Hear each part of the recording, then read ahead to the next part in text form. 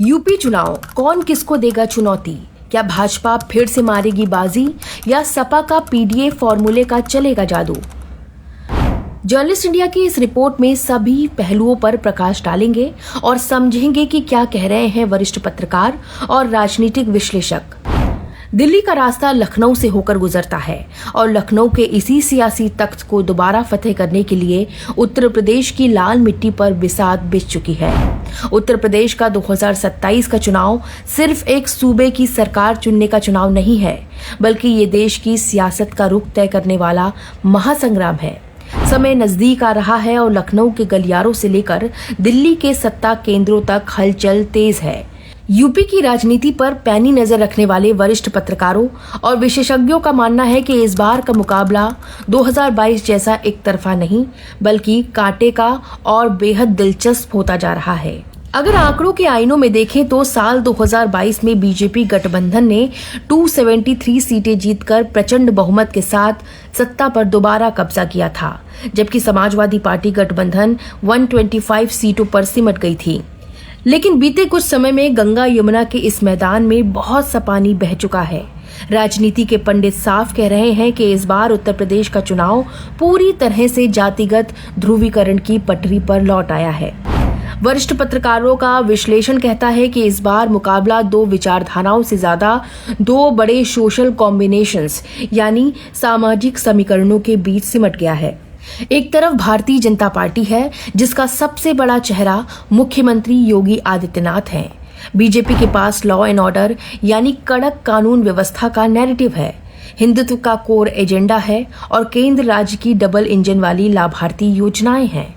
लेकिन विश्लेषक मानते हैं कि बीजेपी की राह इस बार इतनी आसान नहीं है। स्थानीय स्तर पर एंटी इनकम्बेंसी, युवाओं में रोजगार का सवाल और सबसे बढ़कर गैर यादव ओबीसी और दलित वोटों के भीतर पैदा हुई सुगबुगाहट बीजेपी के लिए सबसे बड़ी चुनौती बन चुकी है।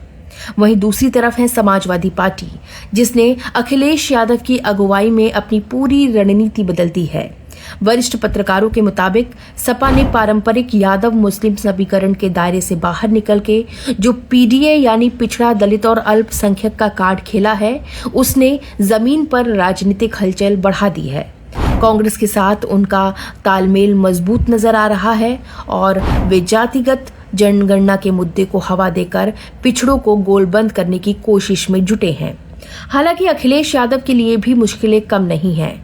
टिकटों का सही बंटवारा और मायावती की बसपा का अकेले चुनाव लड़ना सपा की राह का सबसे बड़ा रोड़ा है। विश्लेषक कहते हैं कि अगर बसपा दलित और मुस्लिम मतों में जरा सी भी सेंधमारी करती है तो मुकाबला त्रिकोणीय हो जाएगा और इसका सीधा नुकसान सपा को उठाना पड़ सकता है।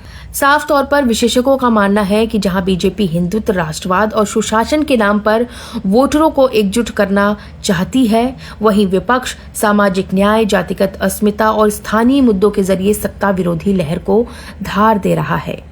यानी साफ है कि उत्तर प्रदेश का 2027 का रण किसी भी दल के लिए वॉकओवर नहीं होने वाला। बीजेपी जहां अपनी सत्ता बचाने के लिए संगठन से लेकर सरकार तक एड़ी चोटी का जोर लगा रही है, वहीं समाजवादी पार्टी इसे अब नहीं तो कब की आखिरी लड़ाई मानकर मैदान में उतर रही है। दोनों तरफ से शहमात का खेल जारी है, लेकिन अंतिम फैसला उत्तर प्रदेश की वो जनता करेगी जो खामोशी से सब देख रही है। अब देखना यही होगा कि लखनऊ के तख्त पर दोबारा कमल खिलता है या फिर साइकिल की रफ्तार बीजेपी के रथ को रोक देती है। रिपोर्ट में बस इतना ही। उत्तर प्रदेश चुनाव से जुड़े हर एक अपडेट जर्नलिस्ट इंडिया आप तक पहुंचाता रहेगा। तब तक के लिए बने रहिए जर्नलिस्ट इंडिया के साथ। बाकी देश और दुनिया की तमाम छोटी बड़ी खबरें आप पढ़ सकते हैं जर्नलिस्ट इंडिया की वेबसाइट पर, तो लॉग इन करिए www.journalistindia.com and .in।